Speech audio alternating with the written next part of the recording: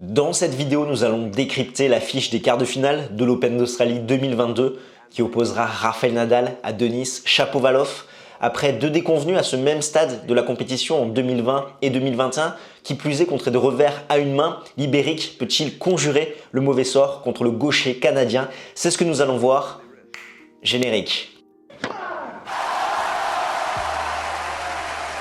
Salut à toi, c'est Constantin et bienvenue sur Games Talk. J'aide les passionnés de tennis comme toi à décrypter l'actualité de la petite balle jaune.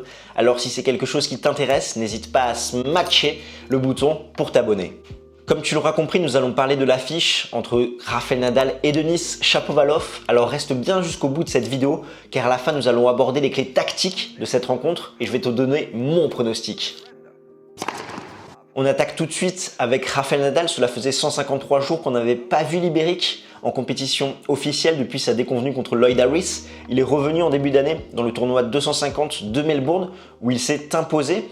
Et après l'expulsion de Novak Djokovic, il est resté le seul joueur du tableau principal à s'être déjà imposé à Melbourne. C'était en 2009, autant dire que ça remonte. En 2022, c'est 8 victoires pour 0 défaites. Et pour celui-ci en quart de finale à l'Open d'Australie, il est venu à bout de Giron, Hoffman, Khachanov ainsi que Manarino. Il a concédé un seul set, c'était contre le Russe lors du 3e tour et il a passé en tout 10 heures et 12 minutes sur les courts. Si on reprend un petit peu son parcours, Marcos Giron est beaucoup trop friable côté revers et accuse un déficit de puissance pour vraiment gêner Rafael Nadal. Hoffman, le qualifié allemand, a fait plutôt un bon match par rapport à son classement, d'autant plus que c'est un joueur très agressif, plutôt centré côté revers, donc il pouvait parfaitement tenir la diagonale. Il a d'ailleurs privé un petit peu de temps son adversaire, il avait du mal derrière à conclure le point en attaquant longue ligne, là où Rafael Nadal, lui, pouvait vraiment jouer sur le coup droit de son adversaire avec son coup droit longue ligne. Mais c'est à partir de son 3e tour que l'Ibérique est monté d'un cran contre Karen Khachanov. Certes, il menait 7-0 contre le Russe, mais c'est pas forcément un excellent match-up pour Nadal, même s'il est devant dans les face-à-face, parce que Khachanov est un joueur qui peut tenir côté revers, qui ne subit pas la balle de Nadal et qui sert très bien. Après, c'est plus dans la longueur et un problème mental qui explique ce 7-0. Et on a eu 3 très bons sets de Rafael Nadal, le premier, le deuxième et le 4e où il s'est montré très agressif. Il a très bien servi avec un haut pourcentage de première balle. Il était bien ancré au sol pour ses appuis côté revers où vraiment son revers court croisé a fait très mal. Et c'est à la relance sur les secondes balles de son adversaire qu'il s'est avancé un petit peu par rapport à où il est d'habitude pour vraiment prendre du temps à Khachanov et vraiment l'agresser sur ses secondes balles, ce qui fait qu'il a un peu muselé son adversaire qui très vite allait à la faute et s'est très rapidement frustré. Après, on a dans le 3e set Nadal qui a connu une petite baisse de régime. C'est vrai qu'au bout de 6 mois sans compétition, c'est compliqué de jouer 3-4 heures d'affilée en ayant une concentration maximale, d'autant plus avec l'âge vieillissant. On a eu un Karen Khachanov qui a commencé à être plus agressif. Et là où Nadal s'est réfugié un petit peu dans sa zone de confort, est devenu trop passif, a reculé également à la relance, ce qui fait que c'est le Russe qui a fait le jeu et qui en a profité. Contre Manarino, on a eu un tie-break monumental entre les deux hommes qui a duré 28 minutes, 16-14 à la fin.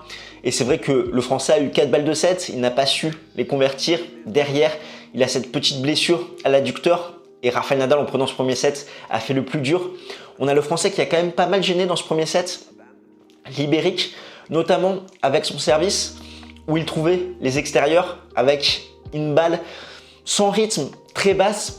Et là où Nadal n'arrivait pas à couper l'angle, n'arrivait pas à la réaccélérer, ce qui fait que derrière, il ne pouvait pas couvrir de façon optimale le terrain et c'est Manarino qui en a profité. Heureusement, il a su corriger le tir à partir du tie-break pour mieux retourner. Il a fait une très bonne performance au service, encore une fois, avec en moyenne ses premières balles à 187 km/h, ses secondes balles à 165 km/h. Donc petit à petit, il retrouve des automatismes, même s'il commet quand même pas mal de doubles fautes dans ce tournoi. Il disputera ainsi son 14e quart de finale à l'Open d'Australie en 17 participations. Il s'est incliné 7 fois à ce stade de la compétition, dont 2 fois sur les 2 dernières années, en 2020 et 2021, contre Dominic Thiem et Stefanos Tsitsipas, 2 joueurs avec un revers à une main, comme son prochain adversaire, Denis Shapovalov. Et bien évidemment, l'Ibérique, dans ce tournoi, il visera un 21e titre du Grand Chelem. Denis Shapovalov, parlons-en. il disputera son 3e quart de finale en majeur après l'US Open 2020 et Wimbledon 2021. En ce début d'année, c'est 7 victoires pour une défaite. Sa seule déconvenue, c'était contre Daniel Evans à l'ATP Cup. Il s'est d'ailleurs imposé avec l'équipe du Canada lors de cette ATP Cup, avec notamment Félix Auger-Aliassime. Et pour se hisser en quart de finale, il est venu à bout de Djere, Kwon, Opelka ainsi qu'Alexander Zverev. À la surprise générale, il a concédé en tout 4 sets. 1 contre Djere, 2 contre Kwon et 1 contre Opelka. Il a passé en tout 13 h et 34 minutes sur les cours.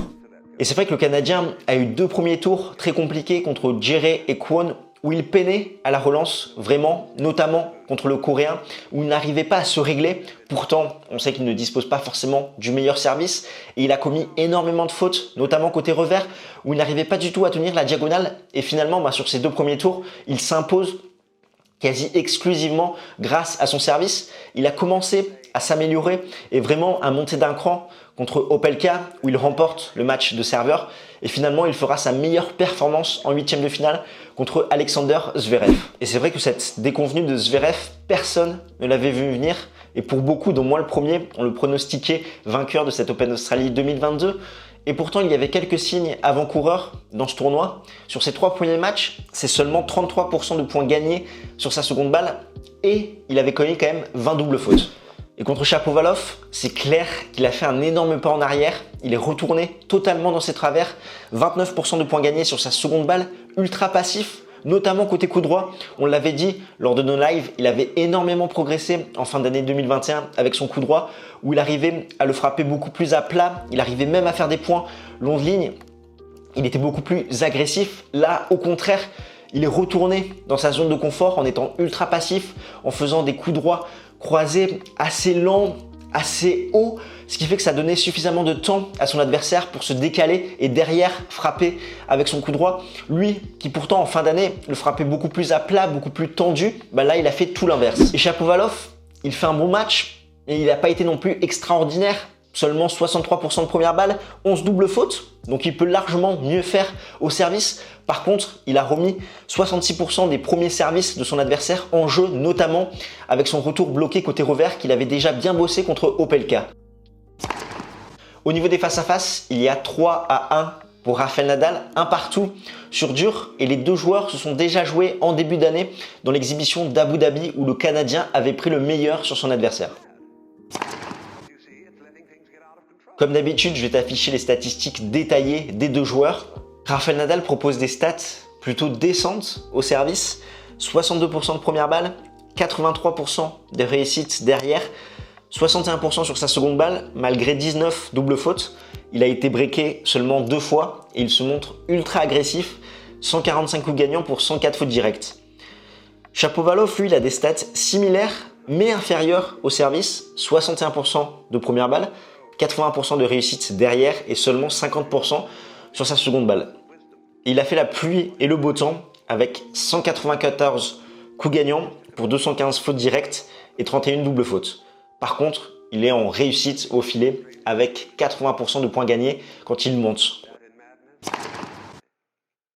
Au niveau des clés tactiques, Shapovalov, bien évidemment, a les armes pour déstabiliser Rafael Nadal et pour le battre. On l'a vu récemment, il a eu des balles de match sur terre battue à Rome en 2021. Contre l'Ibérique, il sert très bien, il a un jeu très agressif, il peut prendre du temps à son adversaire et il n'hésite pas à terminer le point au filet. Ce qui pêche, par contre, c'est qu'il puisse garder la même intensité durant plusieurs sets. Et là, il peut se montrer un petit peu plus friable, ou des fois, il peut dégoupiller plus rapidement à la faute, faire des énormes erreurs, des grosses doubles fautes. Et derrière, après, c'est surtout un problème mental pour le Canadien. Alors, qu'est-ce qu'il doit faire ?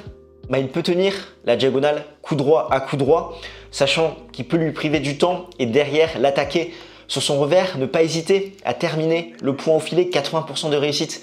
Derrière, c'est quand même assez énorme et il peut exploiter la position assez lointaine de son adversaire sur le coup. Au service, bien évidemment, il va devoir passer un maximum de premières balles et il peut s'inspirer un petit peu de la tactique d'Adrian Manarino avec ses premières extérieures assez basses, sans rythme, qui sont compliquées à réaccélérer pour l'Espagnol. Du côté de Rafael Nadal, on l'avait vu assez lent quand même à Abu Dhabi contre Shapovalov. Là encore, il va devoir faire une très bonne performance au service, passer un maximum de premières balles, sécuriser ses engagements il va devoir tenir la diagonale, coup droit, ne pas hésiter à jouer un coup droit de long ligne pour axer le jeu sur le revers de son adversaire. On l'a vu très friable, il allait beaucoup plus rapidement à la faute côté revers. Et derrière, comme contre Khachanov, il va devoir montrer qu'il est opérationnel avec son revers court croisé parce qu'il peut faire très mal à son adversaire dans cette diagonale où le Canadien peut aller à la faute, peut dégoupiller. Et c'est surtout à la relance que Nadal va devoir être très bon, notamment sur les secondes balles de son adversaire où il va devoir lui mettre la pression. Donc comme il l'a fait contre Khachanov, s'avancer un petit peu pour vraiment pouvoir l'agresser. Et derrière, si Nadal est menaçant à la relance, Shapovalov va pouvoir un petit peu plus cogiter, tenter un petit peu plus des secondes premières et faire beaucoup plus de fautes. On arrive au pronostic, la partie qui t'intéresse. Personnellement, ce match me fait penser un petit peu à celui entre Raonic et Nadal en quart de finale à l'Open d'Australie 2017. Pour rappel, l'Ibérique revenait d'une longue coupure. Il a repris la compétition à Brisbane où il s'incline en 3-7 contre Raonic alors qu'il avait pris le premier set. Là, c'est pareil. Shapovalov et Nadal se sont joués certes en exhibition à Abu Dhabi où l'Ibérique avait pris le premier set et là, il se rejoue en quart de finale à l'Open d'Australie. Donc, je pense que Nadal va pouvoir s'appuyer sur cette confrontation. Et par rapport à tout ce que j'ai dit, les clés tactiques, le fait que ça soit les montagnes russes côté Shapovalov, qu'il puisse faire la pluie et le beau temps, mais qu'il manque un petit peu de stabilité, de concentration sur l'ensemble d'une rencontre, d'autant plus au meilleur des 3 manches. C'est pourquoi je vois une victoire de Rafael Nadal en 4-7. Et toi, qu'est-ce que tu en penses? Je te propose qu'on en débatte ensemble dans les commentaires. Et nous, on se retrouve très très vite pour décrypter une autre affiche et notamment ce lundi en live à 21 h après la fin des 8e de finale pour savoir un petit peu ce qu'il en est et se projeter sur cette fin de tournoi à l'Open d'Australie. D'ici là, porte-toi bien. Ciao, ciao tout le monde.